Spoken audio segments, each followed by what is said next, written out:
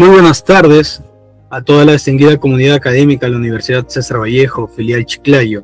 Extendemos un saludo sumamente cordial a nuestro docente, el asesor, el magíster Pop Acuña González, quien ha sido guía fundamental de este proyecto, el cual hoy tenemos el placer y el honor de poder ejecutar. A nuestros destacados especialistas, invitados y a cada uno de los asistentes que hoy han delimitado un espacio de su tiempo para poder asistir a este webinar filosófico con una vista ética para poder comprender conceptos que van más allá de nuestro día a día. En representación, señores asistentes del equipo organizador, tengo el honor de darle la más cordial bienvenida nuevamente a este webinar filosófico interdisciplinario titulado Dilemas éticos y jurídicos de la salud mental en la formación universitaria. Antes de poder dar inicio a nuestra agenda académica de todo lo que tenemos por desarrollar en este espacio de tiempo, y con el propósito de salvaguardar el orden y la excelencia de nuestra transmisión, les solicitamos a cada uno de ustedes muy amablemente mantener sus micrófonos silenciados. Asimismo, les recordamos que la bandeja del chat permanecerá habilitada durante todo el evento, para que de ello puedan, en el transcurso de la ponencia, argumentar sus preguntas, las cuales van a ser resueltas en la parte final. El día de hoy, estimado público oyente, nos convoca una problemática ineludible que no se puede evitar y es de vital urgencia. La profunda tensión legal y moral que surge del choque normativo entre el rigor de los estándares que hoy en día presiden de la ley universitaria, la ley número 30.22.0 y la defensa irrestricta de los derechos al bienestar amparados por la Ley de la Salud Mental, la Ley 30.94.7. Dicho ello, nos podemos percatar que nos encontramos ante una encrucijada donde la exigencia formativa y la dignidad humana deben encontrar un equilibrio ético.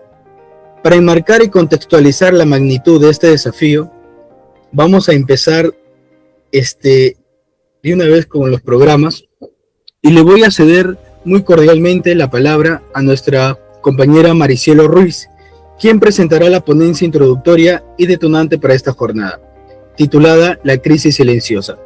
Estimada Maricielo Ruiz, el tiempo es contigo. Muchas gracias, Fernando, por el pase. Muy buenas tardes a todos los presentes. El eminente filósofo alemán Kant legó a la humanidad a través de su imperativo categórico una máxima ética insoslayable. Obra de tal modo que trates a la humanidad, tanto tu persona como la de cualquier otro, siempre como un fin y nunca solamente como un medio. Paradójicamente, a someter a un análisis crítico el paradigma de la educación superior contemporánea, evidenciamos la adopción de una lógica implacablemente utilitarista. Observamos cómo las instituciones tienden a reducir estudiantes a un simple medio para alcanzar estándares de éxito y cuotas de egresados. Nos enfrentamos a una crisis silenciosa, pero la evidencia empírica es ensordecedora. Según el diagnóstico situacional aplicado recientemente a nuestra propia comunidad universitaria por parte de nuestro equipo, un contundente 78% del alumnado reconoce la gravedad estructural de esta problemática en las aulas. Más alarmante aún, un 49% admite haber padecido directamente episodios severos de estrés, ansiedad o depresión como consecuencia directa de esta sobreexigencia académica. Resulta éticamente insostenible enarbolar la bandera de la excelencia académica si el precio de pagar es la integridad psicológica de quienes están formando. El propósito fundamental de este webinar es abandonar la pasividad. Hoy, acompañados de especialistas de primer nivel, nos proponemos desconstruir estas normas institucionales, analizaremos hasta dónde se extiende verdaderamente el derecho a la privacidad, determinaremos en qué circunstancias es ética la intervención preventiva de la universidad y sustentaremos jurídicamente por qué implementación de ajustes razonables no representa un privilegio inmerecido, sino un acto de estricta justicia y equidad. Recordemos siempre que el bienestar emocional no es una concesión administrativa ni un favor institucional, es un derecho fundamental e inalienable. Con esta reflexión como punto de partida, damos por inaugurado este debate. Agradecemos profundamente tu participación, Maricielo. Necesaria sobre todo. Has asentado las bases perfectas para lo que es el desarrollo de nuestro webinar. El análisis de esta tarde va a conllevar y va a tener la responsabilidad, en un primer lugar, nuestro invitado especial número 1. El magíster Cristian Valera es un destacado psicólogo, la doctora Dávila Nicole, es una destacada psicóloga clínica con una buena trayectoria en el sector educativo. Su intervención en un primer momento será fundamental para poder comprender el impacto multidimensional del estrés académico y sobre todo para esbozar aquellas estrategias que nos permiten desconstruir el estigma que lamentablemente hoy en día aún silencia y paraliza a muchos estudiantes al momento de buscar apoyo profesional. Estimada doctora Dávila, en nombre de toda la audiencia le agradecemos su presencia y le cedemos cordialmente el uso de la palabra. El auditorio virtual es todo suyo, doctora. Hola a todos, muy buenas tardes. Primero que nada quiero agradecerles de corazón por estar aquí. Sé que después de un largo día de clases o trabajo, dedicarse una hora a reflexionar de estos actos requiere valentía, porque hoy en día el tiempo no sobra, como solemos escucharlo.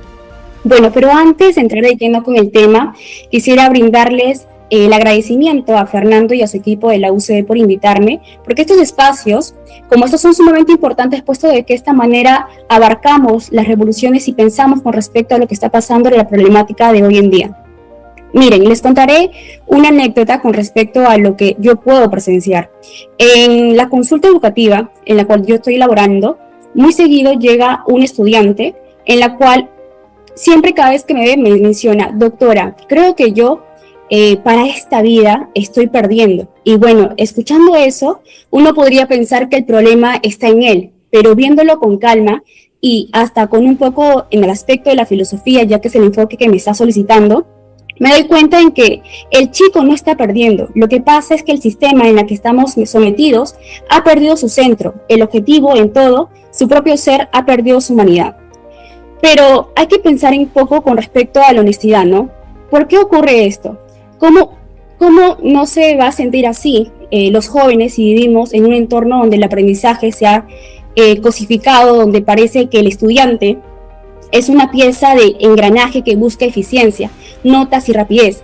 Y claro, pues cuando una pieza empieza a fallar, nos dicen que el problema es un problema individual, personal de uno, y que nos falta resiliencia, paciencia y seguir popularmente luchando. Como se sabe y como se mencionó el equipo organizador hace un momento, el 45% de los estudiantes se dice que ha sometido el estigma o ha sido víctima de la discriminación. Eso no es una falla que ocurre o que se basa en ustedes, sino que eso se basa más en lo contrario a la forma colectiva, una señal de alerta de nuestro entorno. Nuestra universidad necesita urgente lo que es lo que se conoce actualmente la psicología como la ética del cuidado, la cual se desarrolla en otros países. No podemos seguir tratando al estudiante como si fuera una máquina que aguanta todo, porque ello es el precio del éxito. El hecho de cuidar no es bajar la valla académica, ni el rendimiento intelectual y satisfactorio que puedan tener. Más bien, cuidar es reconocer que para que el intelecto brille, el ser humano tiene que estar bien, en su prime, como lo conocemos hoy en día los jóvenes. Miren, clínicamente lo vemos todos los días. Esa ansiedad y ese agotamiento que sienten no es, en la mayoría de los casos, un desequilibrio interno. No eres tú, es el sistema el problema. Como tal, es una respuesta natural y se diría lógica en un entorno en el cual nos han enseñado que la vulnerabilidad, la vulnerabilidad en la cual solamente sobrevive en el aspecto universitario los que son más fuertes, los que rinden más, los que duermen menos. Pero realmente hay que tener un concepto totalmente distinto, puesto que ahora se aborda que un estudiante debe de sobrellevar esto de manera individual, de manera solitaria, y no debería ser así, sino que deberíamos afrontándolo solidariamente. La propuesta que traigo hoy no es una receta médica, es más bien una invitación a transitar hacia el enfoque racional. Saben, La universidad debería dejar en un campo de batalla donde uno viene a sobrevivir, ¿no? Para convertirse en un espacio donde uno viene a florecer, a crecer y a ser. Y para que ese florecimiento sea real, la institución debe entender de una vez por todas que la salud mental no es un accesorio ni un lujo de unos pocos, es un requisito basal, el cimiento necesario para que cualquier capacidad cognitiva, cualquier talento o cualquier sueño puedan sostenerse. Es más, a nivel nacional también se observa que el principal problema que tiene la sociedad para que se desencadene tanto este problema es la inestabilidad de la salud mental. Y si los adultos tienen este problema, imagínense los jóvenes. Para cerrar, quiero dejarles con esto. Es urgente que dejemos atrás esa competencia agotadora para abrazar la realidad más humana, más racional. Y se los digo con franqueza, la psicología, sin esa mirada profunda y ética, no es más que un manual de instrucciones fríos y técnico. Pero al mismo tiempo, la ética, sin entender lo que ocurre en nuestra mente, en nuestra ansiedad y en nuestros silencios, se queda en palabras bonitas, guardadas en un papel que no sirven para nada. Así que la invitación de hoy es sencilla, pero poderosa. Empecemos a tratarnos como personas, no como unos simples números de expedientes. Cuando cualquiera de ustedes alza la voz y se atreve a decir, no puedo más, no le está pidiendo un favor a nadie, está ejerciendo su derecho fundamental, el derecho a ser escuchado, el derecho a ser validado y a ser cuidado. Ese es el cambio del paradigma que nos toca empujar juntos, desde el estudiante hasta la autoridad más alta académica.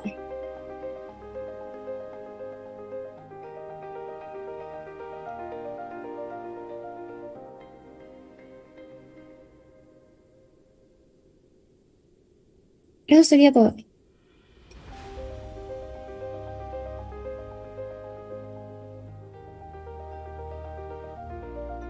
Ahora, escuchando las palabras de la psicóloga Lucero Nicole, le vamos a dar pase a Cristian Aníbal Valera Becerra para que nos hable un poco más sobre este tema. Sí, muy buenas tardes a todos. Fernando, equipo, de verdad, gracias por la invitación y por la confianza. Me llena de energía ver cómo los jóvenes estamos tomando las riendas y organizando estos espacios que de por sí son muy necesarios, como lo dijo la psicóloga anteriormente. Bueno, en este caso les seré sincero, ¿no?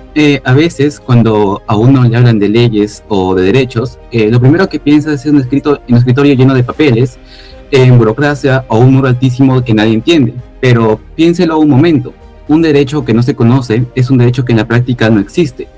Yo no estoy hoy aquí para hablarles como un abogado que viene a recitar artículos de memoria. Estoy aquí porque creo profundamente que la ley no debería ser un muro para nadie, sino nuestro escudo. No estamos aquí para hablar de trabas, estamos aquí para asegurar que cuando un estudiante esté pasando por una crisis de salud mental, la universidad sea un lugar donde se le tienda la mano y no un lugar donde se le dé la espalda. De eso se trata todo esto, ¿no? Y para entenderlo, debemos ir más allá de la lectura literal de las normas. Actualmente nos encontramos ante una colisión de principios constitucionales. Por un lado, nos encontramos a la ley 3220, una ley universitaria, que establece un modelo de calidad basado en estándares de desempeño, es decir, prioriza la supuesta calidad educativa basada en estándares de desempeño. Por otro lado, tenemos la ley 3947, la ley de salud mental, que reconoce la salud como un derecho fundamental habilitante de todo ser humano. Muchos sostienen que exigir el cumplimiento académico es sinónimo de calidad. Sin embargo, desde una interpretación sistemática del artículo 1 de nuestra Constitución, la calidad no puede existir si sacrifica la dignidad humana. Si la universidad, en aras de su autonomía, impone cargas que ignoran la realidad clínica del estudiante, no está buscando calidad, está cayendo en una discriminación indirecta. La doctrina moderna, bajo el principio pro persona, nos obliga a interpretar la ley universitaria siempre a favor de la protección del estudiante, nunca en su detrimento. No estamos ante leyes contrapuestas, sino ante una jerarquía donde la protección de la salud es el presupuesto necesario para que la formación universitaria sea efectivamente posible. Ahora, muchos docentes, y con la legítima preocupación que les rige el rigor académico, preguntan, ¿es justo dar un ajuste razonable o eso no rompe la igualdad? Aquí es donde tenemos que aplicar el test de proporcionalidad, ¿no? La igualdad no es tratar a todos por igual. Aunque suene contradictorio, eso es una visión aritmética y obsoleta actualmente. La verdadera igualdad o la igualdad material exige a dar a cada uno lo que requiere para competir en condiciones reales. Nos encontramos acá en la Convención sobre los Derechos de las Personas con Discapacidad, que tiene un rango constitucional dentro de la normativa interna del país, ¿no? Del Perú, que define el ajuste razonable no como un privilegio, sino como una modificación necesaria que no impone una carga desproporcionada. Darle más tiempo en un examen a un estudiante con depresión o flexibilidad en sus entregas no es regalarle la nota, es eliminar las barreras que su condición de salud le impone. Negar esto es convertir la ley universitaria en un instrumento de exclusión. La calidad académica, si no es inclusiva, es simplemente una ficción legal. La universidad tiene la obligación jurídica de flexibilizarse, porque la excelencia sin humanidad no es educación, es solo burocracia académica. Abordemos ahora el punto más sensible, la confidencialidad. Muchos estudiantes temen que su diagnóstico se convierta en un antecedente que les cierre las puertas. Jurídicamente, debemos entender que el expediente clínico no es un dato administrativo más. Nos encontramos acá con la base legal del artículo 40 de la ley 3947, en donde se tipifica con claridad la confidencialidad como un derecho absoluto.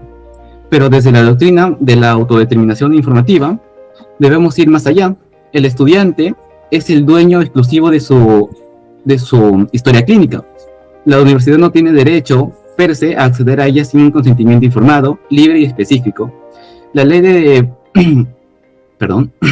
la ley de protección de datos personales, la ley 29733, refuerza esto, en donde establece que los datos de salud son datos sensibles y su tratamiento por parte de la universidad debe regirse por el principio de finalidad.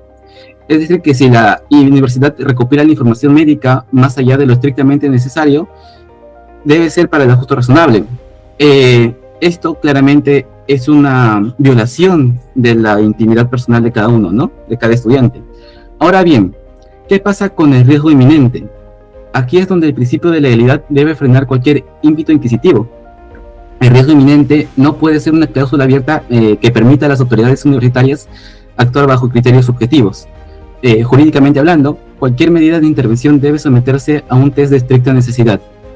1. Debe hacerse en total 3 preguntas. La primera es si la medida es idónea, si es necesaria, y por último, si es proporcional en sentido estricto. Si la universidad pretende intervenir o revelar información alegando seguridad, debe demostrar objetivamente que no existe otra vía menos lesiva. La seguridad colectiva es un bien jurídico, pero el debido proceso es la garantía que impide que esa seguridad se convierta en un control social. La universidad no puede ser un juez de la salud mental de cada estudiante. Su única función legítima es la de ser un facilitador de garantías. Cualquier protocolo que no incluya un debido proceso, con derecho a defensa y acompañamiento especializado, es una norma inconstitucional en la práctica misma. Para terminar, después de haber recurrido tanto en la base legal como la interpretación y los principios, quiero dejarles una reflexión final, que me gustaría que se lo llevaran a casa. El derecho a la salud mental no es solo un papel, es en esencia el derecho a tener un futuro. Si una universidad se obsesiona solo con producir egresados en serie, está fallando en su misión más noble. Pero si esa misma universidad se compromete a formar seres humanos íntegros, entonces los ajustes razonables y la confidencialidad dejan de ser trámites y se convierten en sus herramientas más sagradas. Así que, por favor, no tengan miedo de levantar la mano y exigir sus derechos. El marco legal peruano no es enemigo, está de su lado. Es un escudo que solo espera ser conocido y defendido. Sienten esa confianza de que su voz importa y de que su bienestar es la prioridad.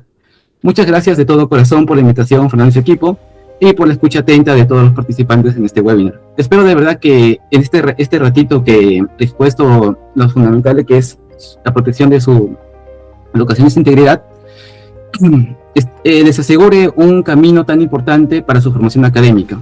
Cuenten conmigo siempre. Muchas gracias.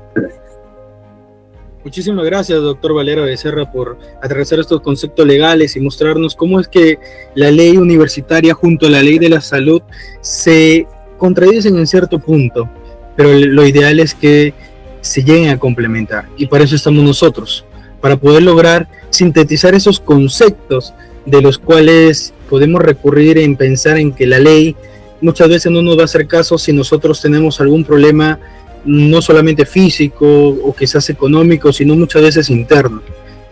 El ordenamiento jurídico peruano se está modernizando y es en ese lapso al que vamos.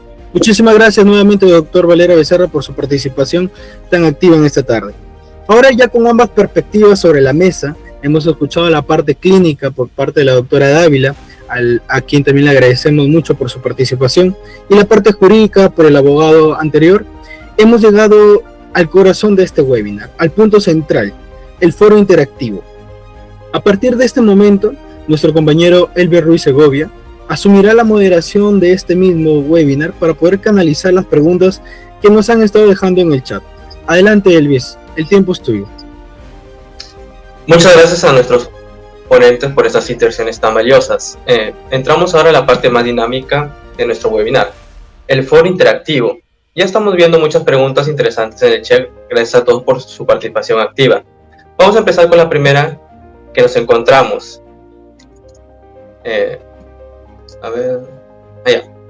Licenciado, en nuestro diagnóstico situacional, un preocupante 45% de los estudiantes afirmó haber padecido estigma o discriminación en sus facultades. Desde su experiencia, ¿cómo podemos desconstruir activamente este estigma en las aulas para que busque ayuda psicológica, deje de verse como una debilidad? Licenciado, ¿qué nos puede decir al respecto?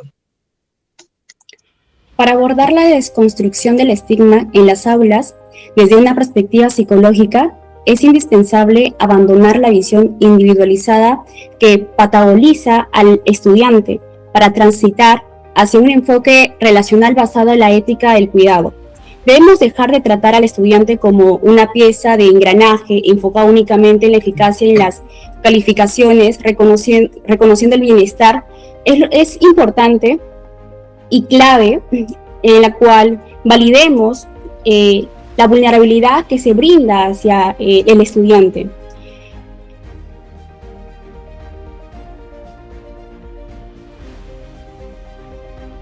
Excelente respuesta, licenciada. Nos deja con mucho que pensar. Ahora tenemos una pregunta muy interesante de nuestro auditorio, quien toca un punto crítico. La pregunta es: doctor, nuestra encuesta reveló que el 65% de los alumnos exige realizar los límites de la privacidad.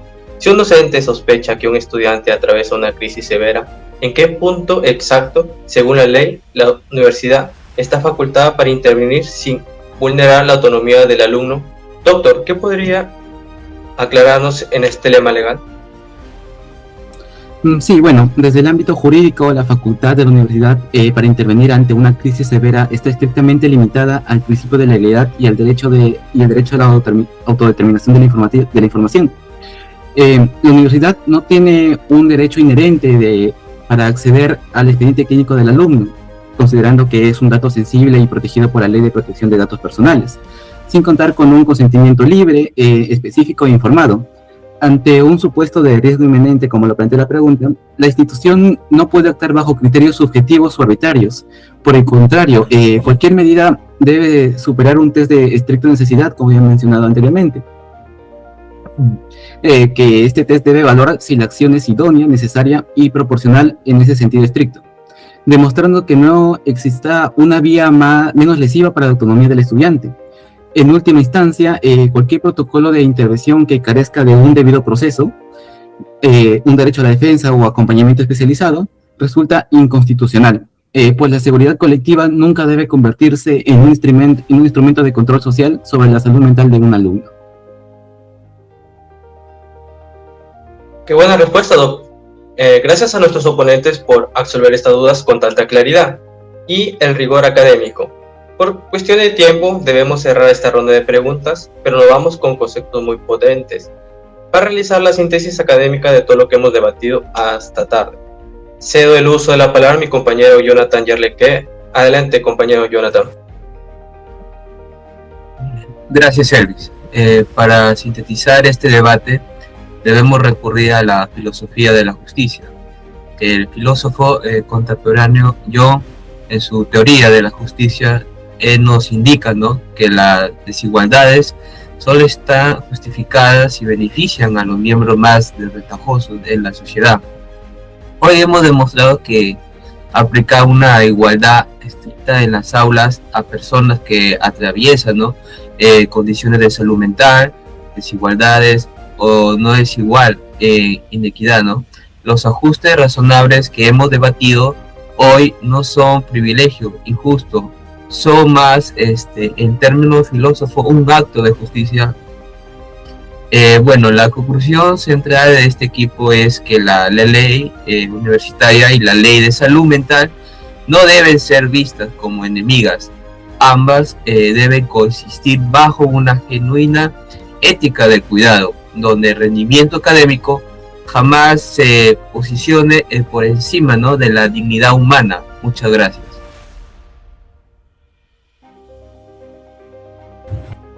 Agradecemos a Jonathan por esta excelente síntesis. Como equipo organizador, queremos extender nuestro más profundo agradecimiento por el magíster Jopa Acuña González, por su guía constante, a nuestros brillantes ponentes, por compartir su tiempo y experiencia, y a cada uno de ustedes, los asistentes, por acompañarnos hoy. Estamos convencidos de que el cambio del paradigma comienza aquí. Superar el estigma y defender nuestros derechos es el primer paso para construir una educación más humana, inclusiva y comprometida con el bienestar de nosotros. Para finalizar, compartimos el chat de Google Meet, el enlace de Google Forms. Les pedimos registrar su asistencia, completar la encuesta de impacto, ya que de este registro es indispensable para la emisión de sus certificados de participación. El formulario estará habilitado durante los próximos 15 minutos. Y es así como hemos llegado a la parte final de este webinar. Damos por concluido. Por favor, registren su asistencia para que puedan emitirse sus certificados. Con todos, permiso.